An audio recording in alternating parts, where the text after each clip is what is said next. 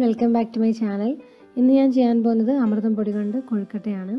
വളരെ ഹെൽത്തി ആയിട്ടുള്ള ഒരു സ്നാക്ക് ആണ് ഇത്. വളരെ എളുപ്പം ഉണ്ടാക്കി എടുക്കാനും പറ്റും. അപ്പോൾ ആദ്യം അതിനു വേണ്ടിയിട്ട് ഞാൻ ഇവിടെ 1.5 കപ്പ് അമൃതം പൊടിയാണ് എടുത്തിട്ടുള്ളത്. അതൊന്ന് ചെറിയ ഫ്ലെയിമിൽ ഇട്ടിട്ടൊന്ന് റോസ്റ്റ് ചെയ്തെടുക്കണം.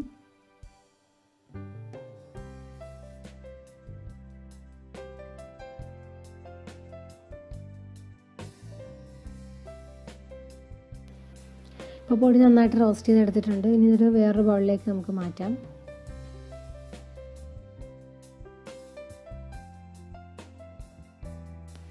ഇനി ഇതിലേക്ക് ആവശ്യത്തിനുള്ള ഉപ്പ് ചേർത്ത് കൊടുക്കാം.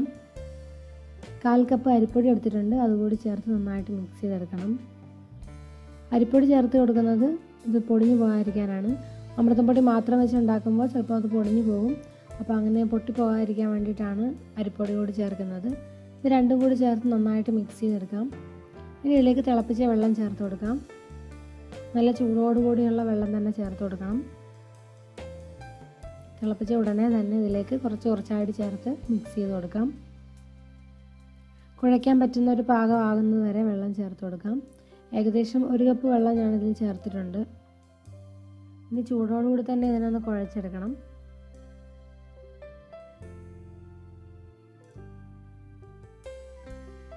കുഴയ്ക്കുമ്പോൾ ചെറിയ ചൂടുണ്ടാവും, അപ്പോൾ സൂക്ഷിച്ച് കുഴയ്ക്കുക. കൈകൊണ്ട് നന്നായിട്ട് കുഴച്ച് ചപ്പാത്തി മാവ് പോലെയൊക്കെ ഒന്നാക്കിയെടുക്കണം. ഇനി ഈ മാവ് നമുക്ക് മാറ്റി വയ്ക്കാം. ഇനി ഇതിൻ്റെ ഫില്ലിങ് തയ്യാറാക്കാം. അതിന് വേണ്ടിയിട്ട് ഒരു പാൻ ചൂടാക്കി അതിലേക്ക് 1 ടേബിൾ സ്പൂൺ നെയ്യ് ചേർത്ത് കൊടുക്കാം. നെയ്യൊന്ന് ചൂടായി വരുമ്പോൾ അതിലേക്ക് ഒരു വലിയ ഏത്തപ്പഴം ചെറുതായിട്ടൊന്ന് അരിഞ്ഞെടുത്തത് ചേർത്ത് കൊടുക്കാം. അതൊന്ന് നന്നായിട്ടൊന്ന് വഴറ്റിയെടുക്കണം. ഏത്തപ്പഴം ഇല്ലെങ്കിലും കുഴപ്പമില്ല. ഇപ്പോൾ ഫില്ലിങ്ങിന് തേങ്ങയും ശർക്കരയും മാത്രമാണെങ്കിലും ചേർത്ത് കൊടുക്കാം. ഞാനിവിടെ കുറച്ച് ഏത്തപ്പഴവും തേങ്ങയും ശർക്കരയാണ് ചേർത്ത് കൊടുക്കുന്നത്. ഇനി ഇതിലേക്ക് 1/2 കപ്പ് തേങ്ങ തിരികെ ചേർത്ത് കൊടുക്കാം.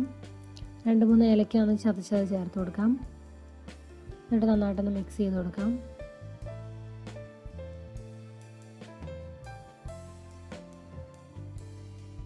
ഇനി ഇതിലേക്ക് ഒരു 1/4 കപ്പ് ശർക്കര പൊടിച്ചെടുത്തിട്ടുണ്ട്, അത് ചേർത്ത് കൊടുക്കാം. പഞ്ചസാര ചേർത്തും ഇതുപോലെ ചെയ്യാം. എന്നിട്ട് നന്നായിട്ട് മിക്സ് ചെയ്ത് കൊടുക്കാം. ഇപ്പോൾ നമ്മുടെ ഫില്ലിങ് റെഡി ആയിട്ടുണ്ട്. ഇതിന് ചെറുതായിട്ടൊന്ന് ചൂടാറാനായിട്ട് മാറ്റി വെക്കാം.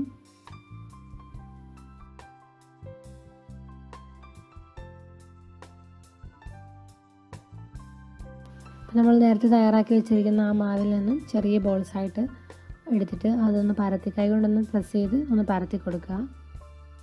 ഇതുപോലെ പരത്തി എടുത്തിട്ട് അതിൻ്റെ ഉള്ളിലായിട്ട് നമ്മൾ നേരത്തെ തയ്യാറാക്കി വെച്ചിരിക്കുന്ന ആ ഫില്ലിങ്ങും കൂടെ വെച്ച് ഒന്ന് ജോയിൻ ചെയ്തെടുക്കണം.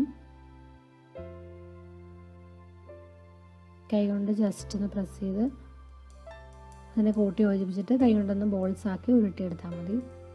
പൊട്ടിപ്പോവാതെ പതുക്കെ അങ്ങനെ ചെയ്തെടുക്കാം. ഇതുപോലെ ചെറിയ ചെറിയ ഉരുളകളാക്കി എടുക്കുക. ഇതുപോലെ തന്നെ എല്ലാം ചെയ്തെടുക്കണം.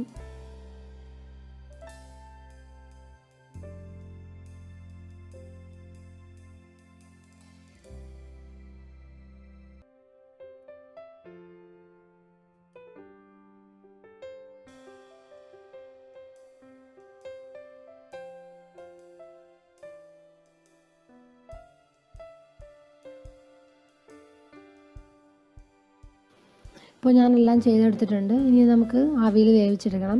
അതിന് വേണ്ടിയിട്ട് ഒരു സ്റ്റീമർ വെച്ചിട്ടുണ്ട്. ഇഡ്ഡലിത്തട്ടിൽ വെള്ളം തിളപ്പിച്ചതിന് ശേഷം ഇത് ഓരോന്നും വെച്ച് കൊടുക്കാം. എന്നിട്ട് അടച്ച് വെച്ചൊരു 10-15 മിനിറ്റ് ആവിയിൽ വേവിച്ചെടുക്കണം. ഒരു മീഡിയം ടു ലോ ഫ്ലെയിമിൽ വെച്ചിട്ട് വേവിച്ചെടുത്താൽ മതി. അപ്പോൾ നമ്മുടെ അമൃതം പൊടി കൊണ്ടുള്ള കൊഴുക്കട്ട റെഡി ആയിട്ടുണ്ട്.